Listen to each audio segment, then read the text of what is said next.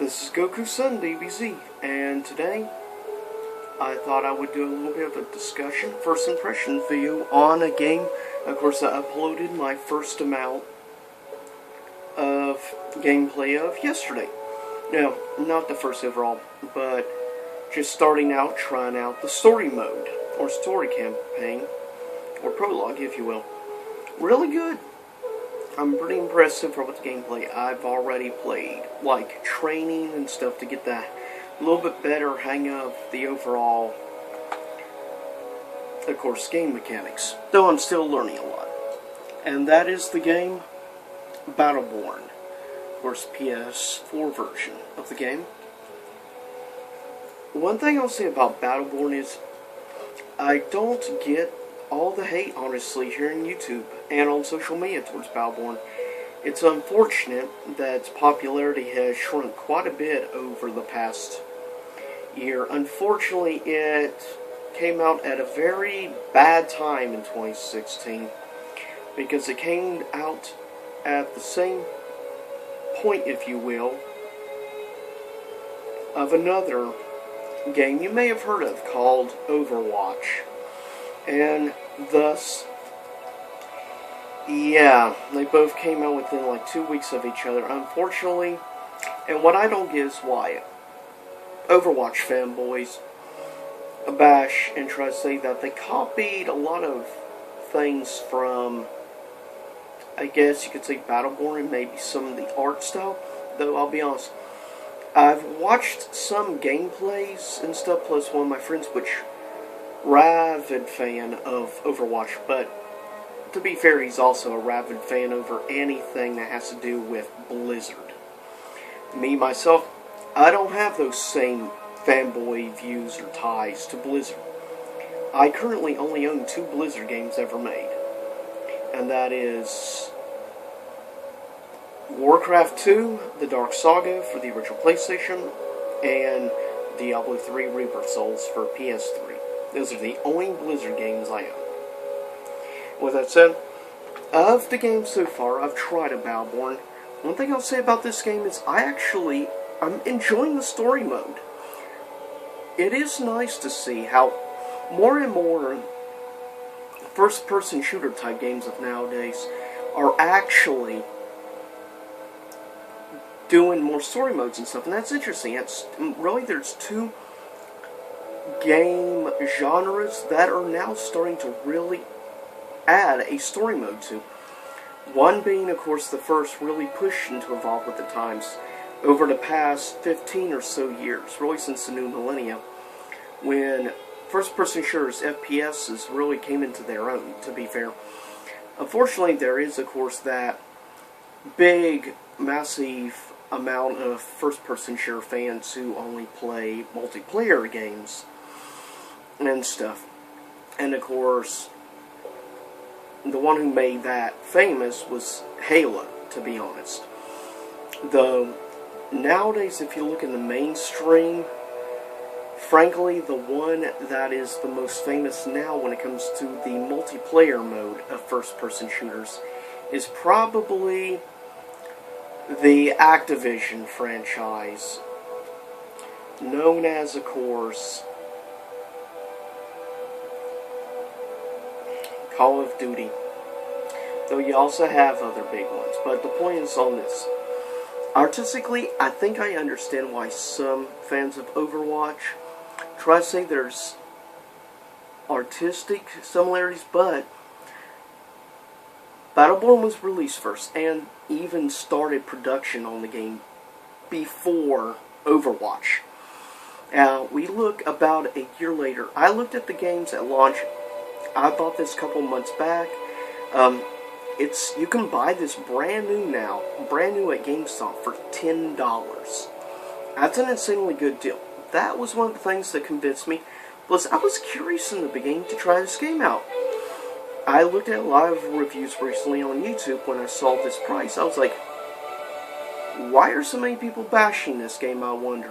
Why do they almost all only talk highly about a little franchise called, or game from Blizzard, Overwatch? And then you have other games now like Paladin with very strong into its beta. I've debated whether or not to try out the beta of Paladin or not. People have told me it's actually a really solid game. They've said they basically said if you, at least to an extent, like Battleborn or like Overwatch, you may like Paladin. So I may give it a chance eventually. But from the story mode and from trying and training mode and some different stuff so far in the game, I love the diverse roster of characters. I mean, there is about like 20, there are between like 25 and 30 characters in the game. That's impressive. Plus you have like a roster section that changes out every few months or so of free characters you can play and try out.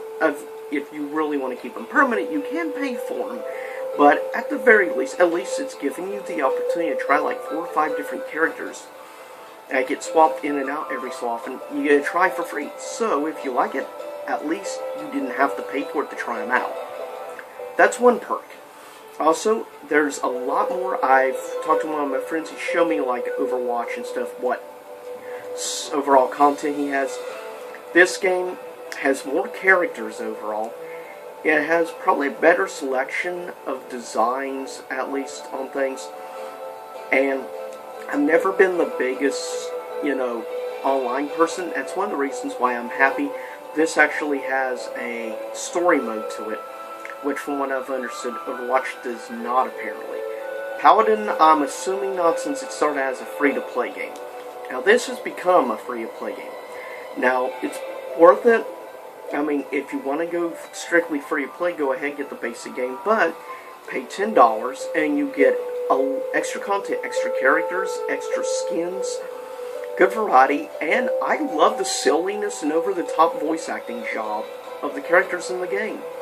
I think it's a lot of fun overall, and especially this one swordsman I've been trying out in the game. I like his abilities. For the most part, he's good for, of course, short-range combat and stuff, given he's a swordsman. I love his design. I love he uses 2 swords. Some of his special abilities are really cool.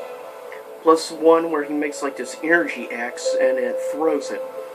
It's not exactly a super dead-on attack, so it's definitely something you gotta be careful. It recharges after use. Several seconds to recharge. That's the thing. And it allows you in-game, as you progress in level, to choose one of 2 usually different things to increase and improve your ability. Whether it be like a gun, different types of weapon attacks, short-range attacks, close range. It has a lot of good stuff, and I like that it's willing to experiment, and I love the very stylized art style of this game. I think it's, so far from what I've played of it, I think it's really fun. I'm looking forward to playing more. And I'll upload more gameplay from the story mode as well here on my YouTube channel. So I will say, for the most part, I give this a very positive overall. From what I've gotten a taste of so far in the game, I'll scale up 1 to 10, though I'll give probably eventually someday a final overall verdict of the game once I've fully played story and play a little bit of the campaign. There's not a lot of people who play overall campaign. That's one of the good things about the story mode, at least you have. But get some friends together. I'm trying to get a couple of friends from work and stuff together as a group, so I'll have people play at least online on this game. And for the price tag, it's more than worth it. I mean, $10 brand new, and with a lot of extra content, or if you want the base as a set, free to play. So go ahead, try it out. But as of right now, for what I've tried, I have to give this game at least probably a 9 out of 10, honestly. Yeah, I give this game a 9 out of 10 from First Impressions anyways. Final verdict later. I will say, I'm glad at least I found 1 or 2 game reviewers on YouTube that have at least been somewhat positive about the game. That being Angry Joe. I'm glad at least he gave it open. I disagree with the lower 7 out of 10, but to keep in mind, everybody has different taste in things and plays games differently. Now, just to let you know, one of the things I think that may put some first-person shooter people off with this game is it's actually a hybrid of both a first-person shooter and a MOBA game. That's what this is. It's a hybrid of MOBA meets FPS. So if you enjoy MOBAs, games like, probably one of the best examples of a MOBA, popular-wise, League of Legends and others. So, and combined with elements of, obviously, in Battleborn. Now, there's one other free-to-play game. I've only tried one other so far. I've actually kind of liked, is called Warframe. I might replay that before I play on Xbox Live, now that I have PSN and stuff, and I tend to play more online so far on PlayStation Network over Xbox Live service. So with that said, don't be surprised in the future if I don't like download and play Warframe on PlayStation. May occasionally upload some gameplay. We'll see. But with that said, this is Goku-san DBZ, and I hope, honestly, you enjoyed this. And one of my favorite things about the Swordsman, by the way, is the voice actor who does him. He did actually in the earlier days, he did the voice of Vegeta in Dragon Ball Z. Yep, believe it or not. Which is one of the things probably why I also like the guy, besides liking his style and techniques, loving the voice actor who does, since obviously I'm a humongous Dragon Ball Z fan. With that said, I'll get ready to cut this video, and yep, I give from first impressions so far, I give this a 9 out of 10 to Battleborn. And I've really enjoyed this so far. Eventually, there is one other game I'd like to say I thought about trying, and I'd like your all's actually opinions and feedback on if I should try it, and you if I'll try it. And that is the game called Smite. I thought about trying because my favorite subject is theology studies of different religions. So I thought Smite might be something that might be up my alley since I'm really into mythology. But I'll see you all next time. And I hope you enjoyed this. See you then.